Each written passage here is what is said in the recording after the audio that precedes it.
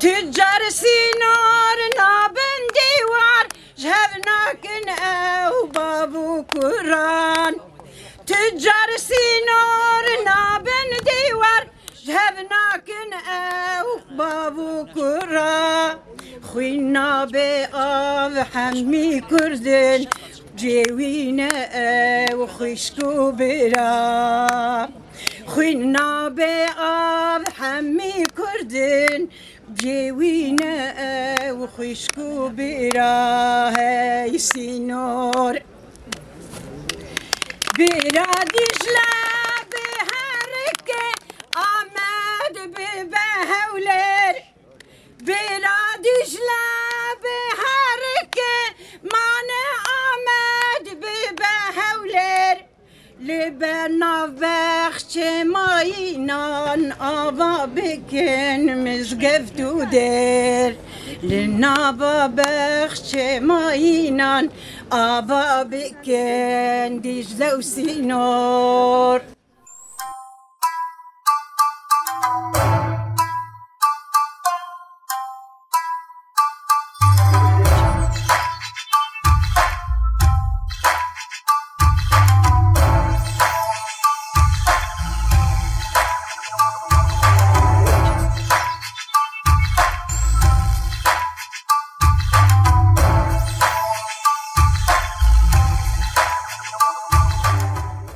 Şimdi biz Kürt olarak, Kürt özgürlükçü hareketi olarak 50 yıldır bir mücadelemiz var. Mücadele deneyimimiz var. Ona rağmen Türkiye Devleti maalesef şimdiye kadar bu 50 yıl içerisinde ciddi bir şekilde bu Kürtlere böyle ciddi yaklaşmadı. Çözebileceği bir politika üretemedi. Maalesef ki her zaman çünkü sistemleri Kürtlerin yok oluşundan, halkların yok oluşundan kurulmuş bir zihniyet var. Maalesef o daha devam ediyor. Şimdi gerekse dünyada, gerekse Orta Doğu'da artık sınırlar kalkıyor. Artık Kürtler bir faktör olmuşlar. Yani Kürt hareketi olarak bir faktör olmuşlar. Örneği de Rojava'dır. Bütün dünya bugün diyor ki Kürtlere hakkını tayin edilsin. Türkiye'ye çağrı yapıyorlar. Hala eski mantıkla, eski tarzıyla, imha ile, politikasıyla Kürtleri üzerinden bir katliam yapıyor. Savaşı yürütüyor. Bu politika iflas etmiş diyoruz. Artık Kürtleri tanı. Tanımadan fes olursun. Tanımadan gibi Suriye gibi olursun. Örnekler var. Hiçbir devlet, bir sistem halka karşı ayakta kalmadı. Kalmaz da. Onun için işte hem 20 kaç gündür buradayız Rojava için, desteklemek için. Sesimizi duyurmak için buradayız. Ama gerçekten bir Türkiye'nin bir parçasıyız. Biz demiyoruz, siz gidin yok olun bu memleketi terk edin. Biz onu demiyoruz. Biz diyoruz hakkınız neyse Kürtlerin hakkı da o olsun. Kürtlerin varlığı, kimliği anayasal güvence altına almanızı istiyoruz. Yapmasanız siz bu coğrafyada yok olursunuz. Çünkü dünya da eski dünya değil, Kürtler de eski Kürtler değil. Kürtlerin ruhunda mücadele gelişmiş. İnançları olmuş. Siyaset yapabiliyorlar. Kavga yapabiliyorlar. Ama savaş, şiddet değil yani iyi bir şey değil. Ne oluyor? Maddi manevi halka mal oluyor. Devlete zarar oluyor. Millete zarar oluyor. Biz çağrımız budur ki şu an bir heyet oluşmuş İmralı'da. Sayın Öcalan'la hani görüşme oluyor. umarım bir Kürt olarak umarım ki ciddiyetini, devlet aklını, rolünü oynasınlar ve ciddi olsunlar. Bu sorunu çözerlerse biz de destek vereceğiz. Kürtler olarak yok ya gene kandıracağız. Gene işte yok edeceğiz. Bu şekilde ne Kürtler kabul eder ne kimse kabul etmez. Dileğimiz o ki ciddiyetini farkında varmışlar. Dış güçlere müdahale edilmeden bu sorunu demokratikleşme normal olarak yürütmeye koyulsun. Kürtleri tanısın. Kürtleri artık katli etmesinler. Ya ne işiniz var Rojava'da? Sizin devletiniz değil ki. Kürtlerin bölgesinde başka bir bölgeye Kürtler girmişler mi? Hayır. Kendi bölgelerindedir. Ve hakkımız diyor, bu devlet içerisinde hakkımızı da tanıyın. Kürtleri duruşu, Kürtleri mücadelesi bu. Çağrım şudur da Kürtler olarak kendi aralarından da birlik olsunlar artık. Her bir örgütte bir ses çıkmasın. Barzani'ye de sesleniyorum. Hatta netevi ulusal çizgiye gelin, Kürtlerin menfaatini artık savunun yani. Zarar vermeyin. 50 yıldır, 100 yıldır zarar verdiniz, elinizden ne geçti? Hiçbir zaman Kürtler kavgada, savaşta kaybetmemiş. Her zaman ya iç ihaneti ya da birleşmeden kaybetmişler. Gene de Kürtler olarak 100 yıl daha kaybetmeye mahkum olmasın. Aklınızı başına devşirin. Çağrım o. Rojava için buradayız. Savunmaya devam edeceğiz. Çünkü Rojava bizim bel kemiğimiz. Bizim içimizdeki kalbimiz ve gözümüzün nurudur. Bu böyledir yani.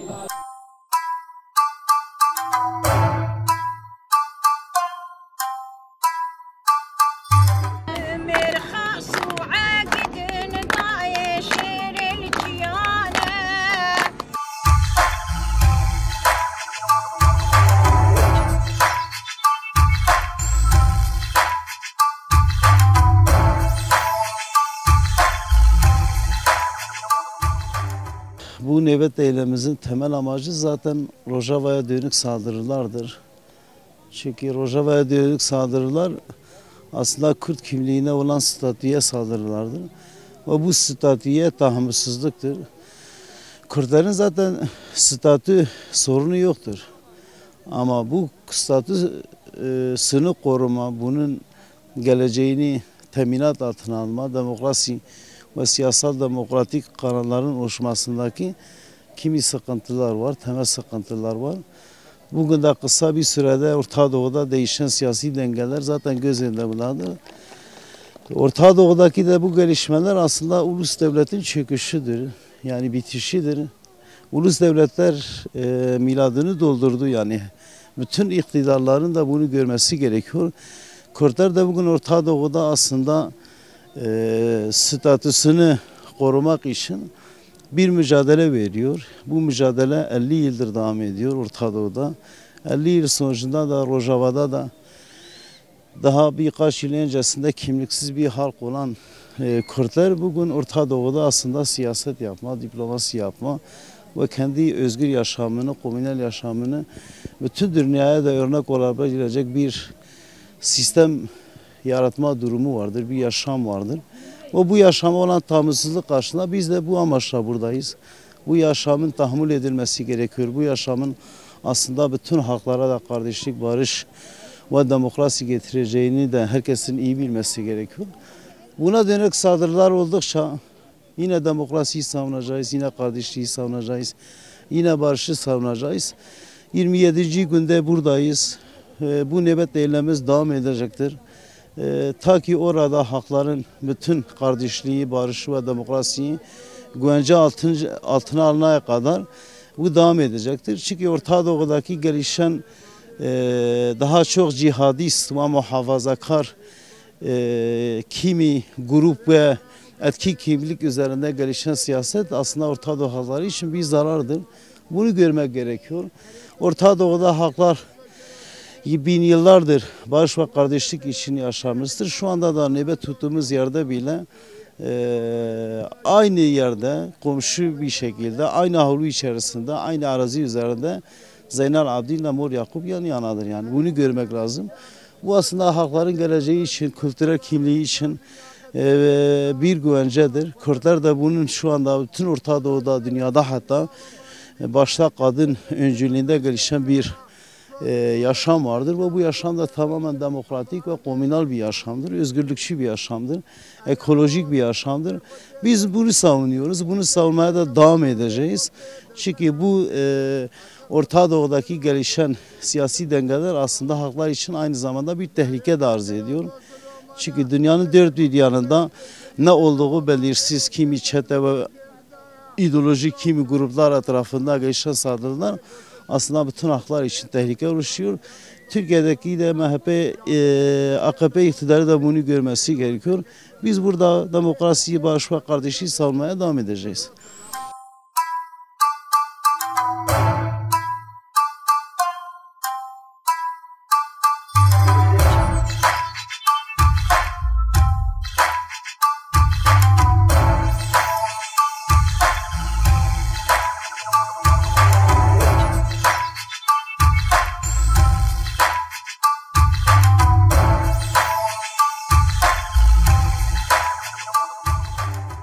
İşte Kamışlı sınırında bu 27 gündür burada nöbet eylemi tutuyoruz. Bu Rojava üzerindeki saldırıları 2014'ten bugüne aralıksız ve kesintisiz devam ediyor. Yani ara ara dursa da sürekli SİHA'larla çeşitli saldırılarla saldırıyor ve zarar veriyor. Rojava statüsünü tanımak istemiyor. Onun için bu Türkiye'deki gelişmeler bu barış ciddiyetsizliktir bu. Yani hem barış sürecini başlatacaksın hem Rojava'ya saldıracaksın, bu anlamda bu ciddiyetsizliktir. Biz bunu asla kabul etmiyoruz. Eğer barış sürecini daha başlatacaksan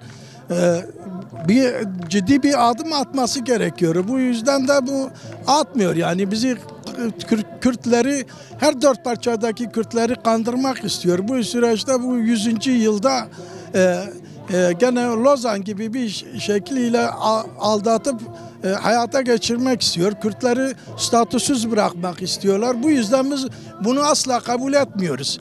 Hem Rojava üzerindeki saldırıları da asla kabul etmiyoruz. Hem bu süreci de böyle bu şekilde yürütmesini kabullenmiyoruz. Yani o eski Kürtler değil, yani biz onu kabul etmiyoruz. Ya ciddi olacaksın, bir süreci başlatacaksın, ya da sen bizi kandırmaya çalışıyorsan biz bunu kabul etmiyoruz. Bugün eğer ciddiyse, bugün cezaevinde Selahattin Demirtaş gibi bir lider var cezaevinde. Sayın Öcalan'ın bırakılması lazım. Cezaevindeki siyasi tutsakların bırakılması, ciddi bir adım at. Biz de inanalım, ama sen bu adımları atmasan biz sana inanmıyoruz, güvenmiyoruz. Bu mesajı vermek istiyoruz. Yani biz her zaman uyanık olmamız lazım ve bu hile ve tertiplerine karşı uyanık olmamız lazım. Bu oyunlara gelmemek lazım.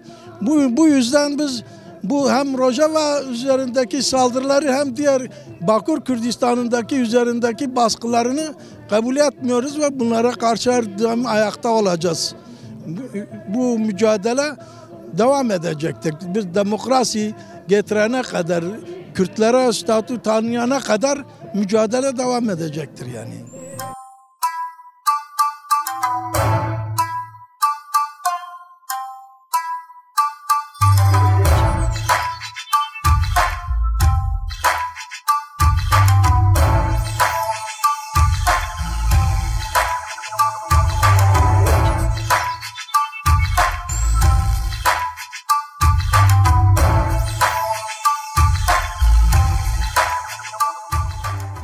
gerçekten çok önemli bir süreç yaşıyoruz Orta Doğu'da ve Kürdistan'da.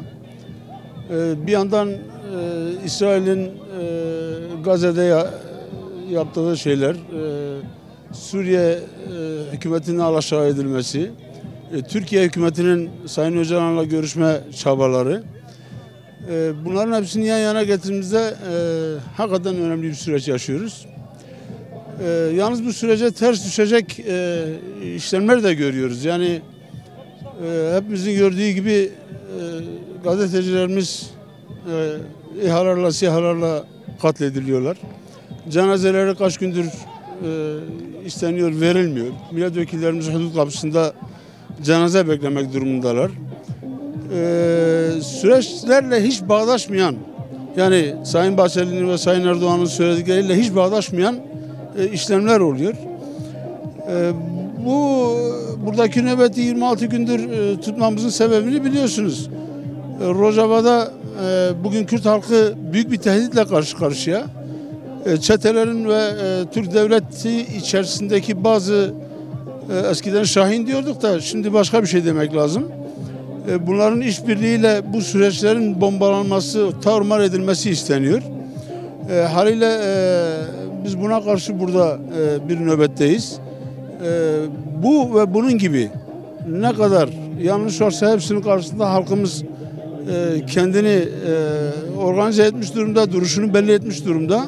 Umarız buradan hem hükümete hem bütün dünya kamuoyuna sesimiz gider ve Kürt halkının taleplerini ve istemlerini göz önünde bulundururlar. Tek temennimiz şu an için bunların göz önünde bulundurulmuş Sayın Öcalan'ın bir an önce tecrit koşullarının kaldırılması, bütün bu ortamda bütün kendi kendi örgütünü yönetebilerek bu olanlara bir cevap olabilmesi, bizim istediğimiz budur. Çünkü bu iş hani baş olmazsa gövde olmaz mantığıyla konuşuyorum. Sayın Öcalan çıkıp bu işleri düzeltebilecek yegane makamdır. Bu konuda da halkın taleplerini siz de görüyorsunuz. Her basın açıklamasında bu dile getiriliyor. İnşallah önümüzdeki dönemde bunlar göz önüne alınır. Kürt halkı kendi haklarına, hukukuna kavuşur. Biz de özgür bir ortamda yaşamış oluruz.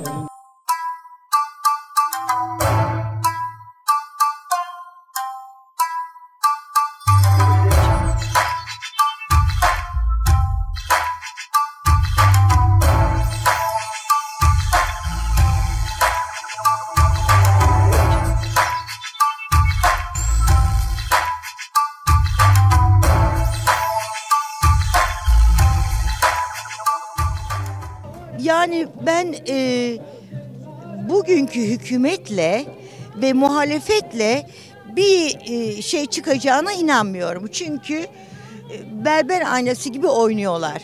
Net bir şey yok. Bunun üzerine bizim partili canlarımızda onların durumuna göre hareket etmek mecburiyetinde. Bir de biz hayatımız boyunca birilerine hesap vermek mecburiyetinde kaldık. Kimliğimizi anlatmak, Rojava'daki olanları anlatmak, hep bunu, ya biz anlatmak, artık siz anlamak mecbur. Bu olay dünyada Kürdistan olayı, Kürt olayı artık dünyanın olayı. Yani bunu anlamaları lazım ama habire bu egolarından dolayı özellikle bu hükümetin, ben konuştum da daha çözüm yok da var da bilmem ne de geçen sefer işte masadan atıldık da döküldük de bilmem, bu zırvalardan yani vazgeçilmesi lazım. Artık sabrımız yok. Bak ben 78 yaşına geldim.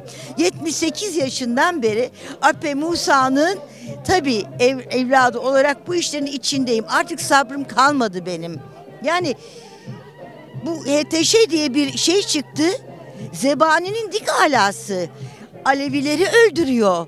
Rojava'da çeteler gitmiş. O çeteler bizim Kürtlerimizi öldürüyor. Yarın öbürsü gün Ermenileri, Süryanileri, Kürtleri, Alevileri birbirlerine çakıştırmak için ellerinden geleni yapacaklar.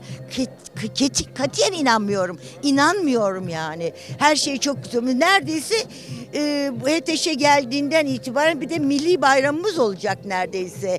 Erdoğan milli bayram yapacak yani. Biz nereye alıyorsunuz? Nereye almışsınız? Sizin tamamen çıkarlar doğrultusunda yıktınız. Zaten genlerinizde inşaat yapmak var ya. İşte biz Rojava'yı Suriye'yi ihya edeceğiz. Şeylerini yapacağız. Caddelerini, yollarını yapacağız. Yıkın. Kendi askerleri, Türkiye askerinin orada ne işi var kardeşim? Ne işi var? Esad gitti, yerine ne geldi ya? Eteri gitti, beteri kaldı. Kadın düşmanı bir adam bunlar. Ya eski IŞİD'den kadının boğazını kesen, insanların boğazını kesen, ezidi kadınlarımızı taciz eden, tecavüz eden, onları pazarlarda satan bir eski IŞİD'liden HTŞ gelmiş de kravat takmış da çok medeni olmuş. Hadi oradan. Nedir bu başımıza gelen? Biz Rojava'nın arkasındayız. Biz Suriye'deki Kürtlerimizin arkasındayız. Bugün buradayız. Yarın Rojava'dayız. Suruç'tayız. Her yerde olduğumuz gibi olacağız. Biz Türkiye Kürtleri olarak nerede Kürt varsa onların arkasındayız. Bu biline.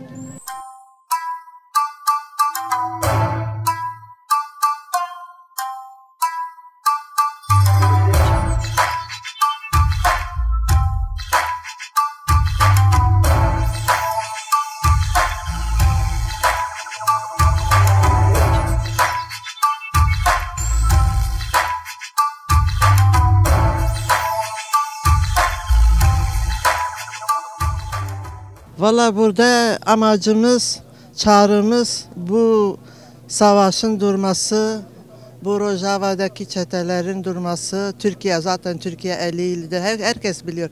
Küçük çocuklardan büyüklere kadar, yaşlılardan yani herkes biliyor ne olduğunu. Onlar da biliyorlar. Zaten ben dün Fidan'ı seyrettim. Gülüyordu sanki. Biz yapıyoruz diyordu. Biz biliyoruz. Biz takip ediyoruz. Biz bu yaşa kadar bu şeyin içindeyiz. Şimdi onlar öyle diyorlar. Bir barış diyorlar. Bir açılım diyorlar. Bir yandan bak gazetecilerin cenazeleri kaç gündür orada. Vallahi dün uyuyamadım. Anneleri, babaları orada. O soğukta. Yaşlı insanlar. Yani madem ki bir şey yapıyorsunuz yapın. Yapmıyorsanız bizi oyalıyorlar mı? Ne yapıyorlar biz anlamıyoruz. Ama tek istediğimiz barış olması, bu savaşın durması. Biz onun için buradayız. Sonuna kadar buradayız. Yani hep mücadele edeceğiz ama ya onlar da bilmiyorum, anlamıyorum. Keşke yani anlasaydık onları. Biz Rojava için buradayız. O çetelerin saldırtıyorlar insanlarımıza, çocuklara, kadınlara, köylere, hatta yani ağaçlara bile saldırıyorlar. Biz ona karşı buradayız. Biz barış istiyoruz, onlar savaş diyorlar. İnşallah biz kazanacağız. Yani bence biz kazanacağız. Yani umutluyum. Sonuna kadar buradayız. Kamışlı sınırındaki tutumuz nöbet eylemimiz Rojava'yı sahiplenmek ve Rojava devrimine sahiplenmektir. Ve burada buradakilerine sesleniyoruz. Diyoruz ki Rojava'ya bir saldırı bu halkın Bakur Kürdistan'daki Rojava halkına saldırıdır. Bunun Türkiye'ye ne de Kürdistan'a ne de hiçbir halka hiçbir faydası yoktur.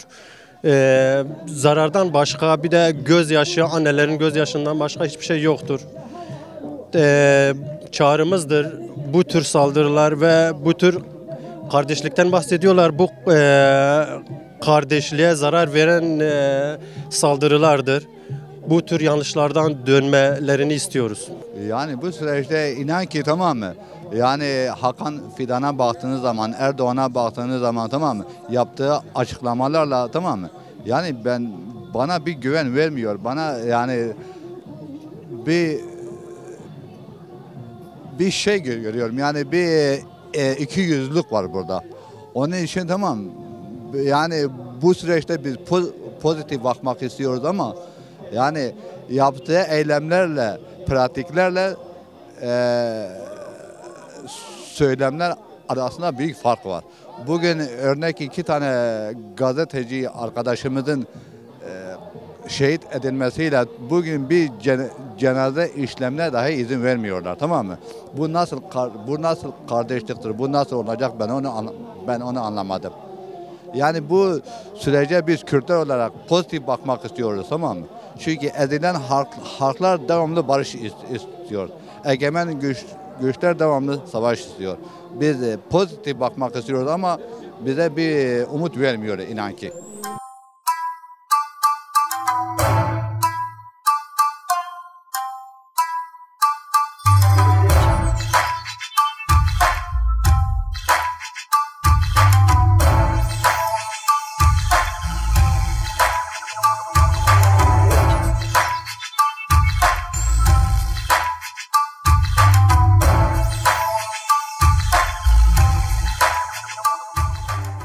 Yani şimdi 26-27 gündür bu Kamışlı sınırında nöbetteyiz. Bizler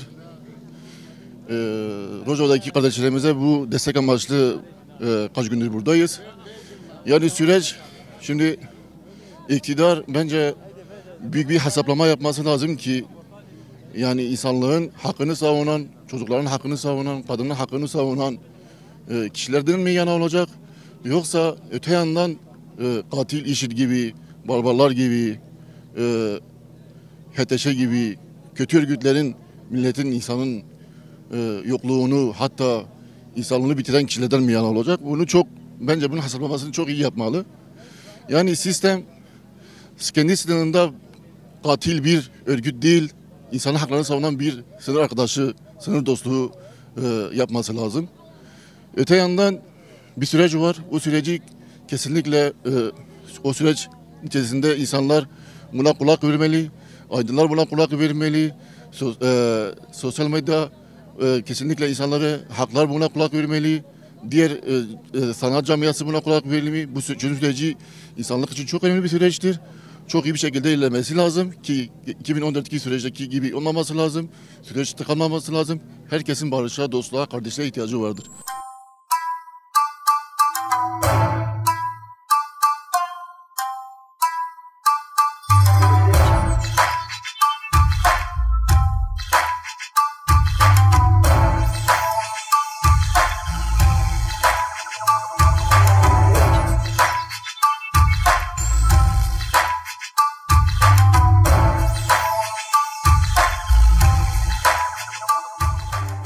ایرو روژا 27 و سرسی نوره نسبین و قامشلو ام نوبتا جبو پشگیریا روژاوا بردوام دکن بینابر لوی دره شرکی دجوار تمشاندن جبو کو افشر بیسکناندن افشر بداوی ببه ام پشگیریه دیدن گله خوی روژاوا ام دبیجن ایدی بس برا افشر بیسکناندن خوینا جوانا خوینا گلمه خوینا سویلا بس برجاندن استری چاوه دایی که بین سکناندن او جبو رومت شردکن جبو که 2014 ده به پیشنگی جنه دستکفتیه گلکی مزم دست خستن به هفسروکاتیه پرگاله هفسروکاتیه لوی داره کانتون خوا آوا کرن پرگالک آوا کرن اوانه ایرو جهان ربویه میناکک لبره ایک و پرگاله تعمل ناکن ایرو شرکی دجوار لسر وان دیدن مشاندن جبو که وان دست کفتیه وانی برومت به دست بخن چش دسته وان ته به تانک خو به توپ خو به تیاره خو به هر هوایی به سر گله روجاوا درن لبله ام جبو که افشر به سکناندن ام لهر دره لهر قاده ام پیشگیری بواندن برا افشرا به سکناندن افشار تی کاره ناده کسی جغینی زراره پیوه بس حتی ایرو خوین هات رجاندن بس ایدی ام دبیجن برا افشارا بسکناندن